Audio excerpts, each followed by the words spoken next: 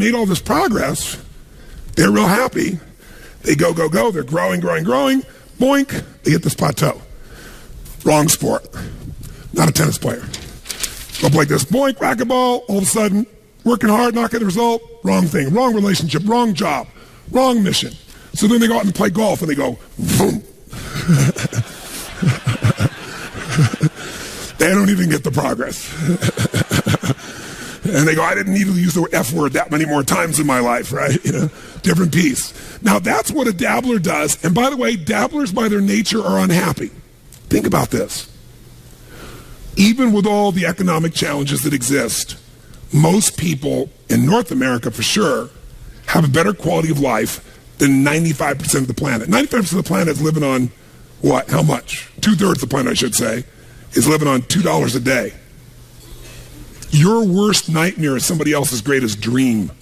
Most of the planet's greatest dream.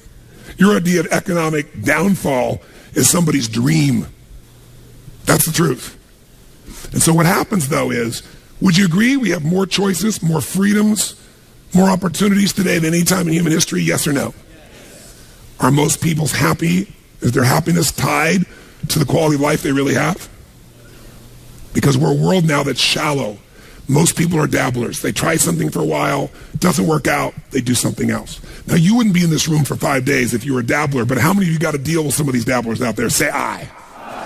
Dabblers are the people you want to make sure you keep off your team or get off quickly, because they're going to quit anyway.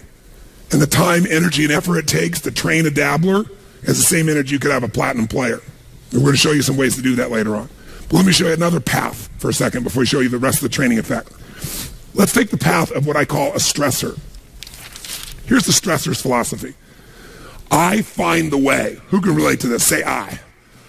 I'm going to find the way. I'm going to achieve it. So they take up a sport like tennis, and it goes like this, and they're doing really, really well, and it's going really good, but eventually, boink, they hit a plateau. Here's the difference. Does the stressor quit? Ever quit? Yes or no? Absolutely not. What does the stressor do when it doesn't work out? What do? Do they settle for it? What if they actually get a little worse for a short time? What happens? They really get stressed when they go, screw this, I'm going to find a way, I'm going to break through, I'm going to learn a book, I'm going to find someone, I'm going to get a coach, I'm going to make this thing happen, I'm going to find a way, I'm going to find whatever it takes to make this thing happen.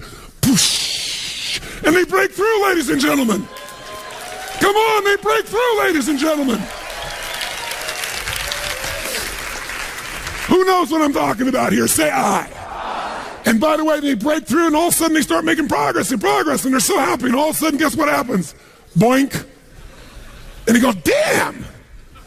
How could that happen? I've been working my tail off. I just had this breakthrough. I just worked through this thing. I just fought through it. But by the way, do they hit another plateau? Yes or no? So, what happens here? Do they give up? Do they quit? Do they go, it's the wrong sport? What does the stressor do? They stress out. Shit, I'm going to find a way. I'm going to make this thing happen. I got to make this thing. Come on, figure something out. Let's find this thing. I'm going to work hard. I'm going to make more calls. I'm going to make this thing happen. And all of a sudden, eventually, what happens?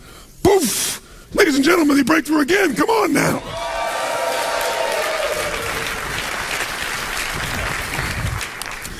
And by the way, they eventually get where they want to be. The problem is, they're so stressed out.